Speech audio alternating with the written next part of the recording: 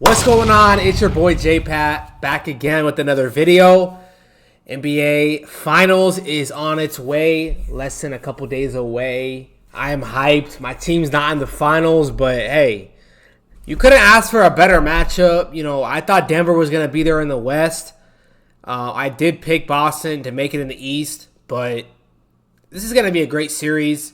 And I'm going to give you guys my prediction, my overview, just my whole prediction for the series. I don't want to hear the bad comments.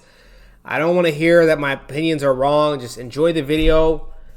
And this is going to be a laid-back, chill video. I just got off work, so something chill. I just want to get you guys a video out there this week before the final starts. So obviously, it's the Mavericks in the West, Boston in the East. We all know that.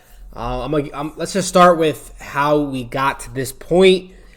Starting the East, Boston beating the Pacers in a clean sweep by 4 games, and they really didn't have any competition throughout the playoff run. They were supposed to do this anyway, but given the injuries and the teams that they went up against, it was like they basically it didn't get it didn't get hard at all for them.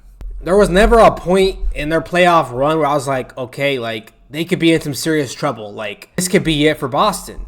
I never had that thought in my head. Now, if they do win the finals, is that gonna like kind of kill the weight of this championship for them? Like they didn't go through any teams. Is that gonna hurt them? I think it will, and I think it should. The teams that you go up against leading to the finals, I think that's a big deal in my opinion. You know. And they've been here before. They've been to the conference finals. They've been to the finals. It's nothing new for them. Like, they got to get the job done.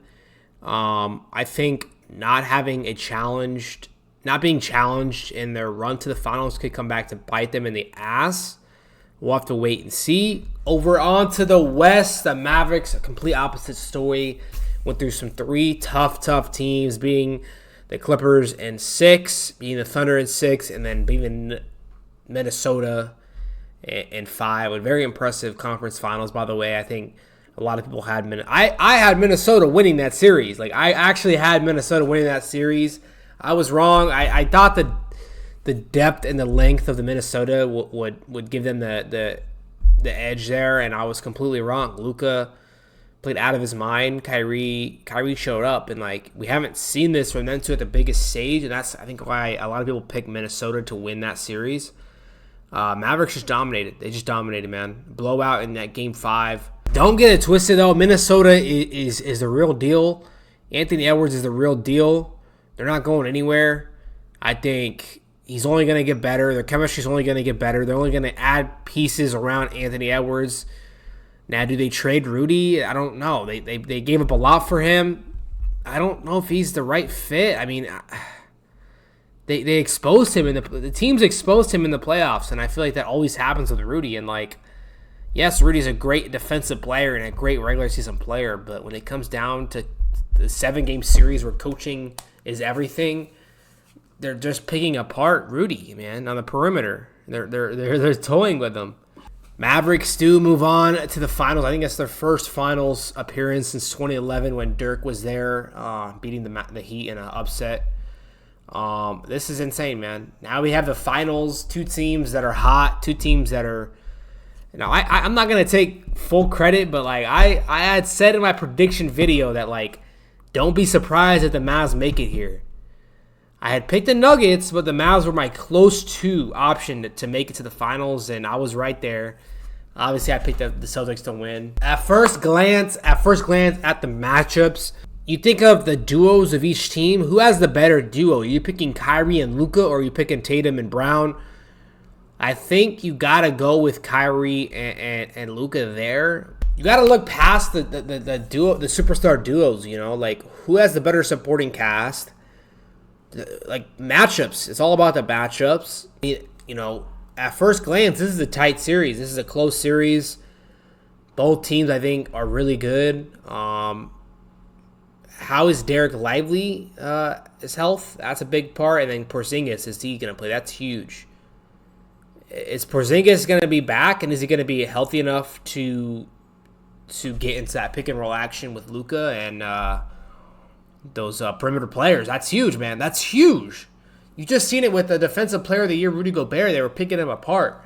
They can do the same thing to Porzingis. Luka is scary, man. Like, if you're a fan of the Celtics, Luka is your worst nightmare. Because I just feel like he doesn't care what you're doing on defense. He's going to get to his spots. He's going to score points. If he's feeling it from three, you're done. You know, the Celtics have great guards, great length to guard the Mavericks, but you can say the same thing about Minnesota, and the Mavericks picked them apart. I don't think Drew Holiday is necessarily going to stop Kyrie. Also, who's he going to guard? I think more than likely they're going to put Drew on Luka, and Derek White is going to be on Kyrie. Those are favorable matchups for the Celtics. That's what you want. That's why you picked up Drew Holiday. I don't know, man. I don't know if that's going to stop Dallas, dude. They're gonna put them in so many. They're gonna do so many pick and rolls. They're gonna get to what they want to get to. They're going to lob it up to Derek Lively. They're going to lob it up to Gafford. Lob it up to P.J. Washington. And there's something that Drew Holiday can do about it. Drew Holiday is going to be at a height disadvantage. He has the size physically to guard Luka. I just don't know if he has the height. We'll have to wait and see. Tatum's going to have to take that next step. Tatum is going to have to take that next step. You cannot rely on Brown. Don't rely on Drew Holiday. You need to take that next step because Luka is taking that next step, and he has taken another step after that. Tatum's been kind of quiet this playoffs, bro. Tatum's been kind of quiet. He needs to get up, man. He needs to get up for these games.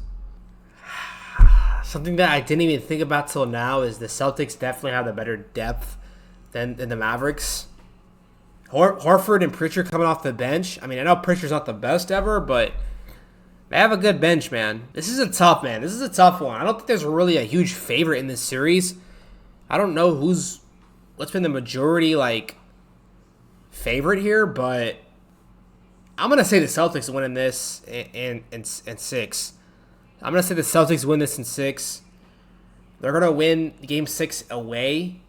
They're gonna win Game 6 in Dallas, but I'm not 100% confident on this one, guys. I'm not 100% confident. I don't know if I could totally trust Mazzulla's coaching. He hasn't been tested at all. None of the Celtics players have been tested at all. They're going to get tested against the Mavericks, and how do they respond? That's the question. They're going to lose a game. How do they come back next game and respond? That's what's going to make or break their season and make or break this championship run. Mazzulla, is he good enough? Is he that guy? Is he that guy? Is Mazzulla that guy? I don't know. I know Jason Kidd's that guy. He's been to he's a champion. Hey, this is gonna be a fun series. Starts on Thursday. Who do you guys got winning this matchup? Do you think I'm right by having the Celtics? Woo! Wish it was my Sixers, but this is gonna be a good ass series, baby. Make sure you hit that like button, subscribe, and I'll see y'all next time. Peace, baby.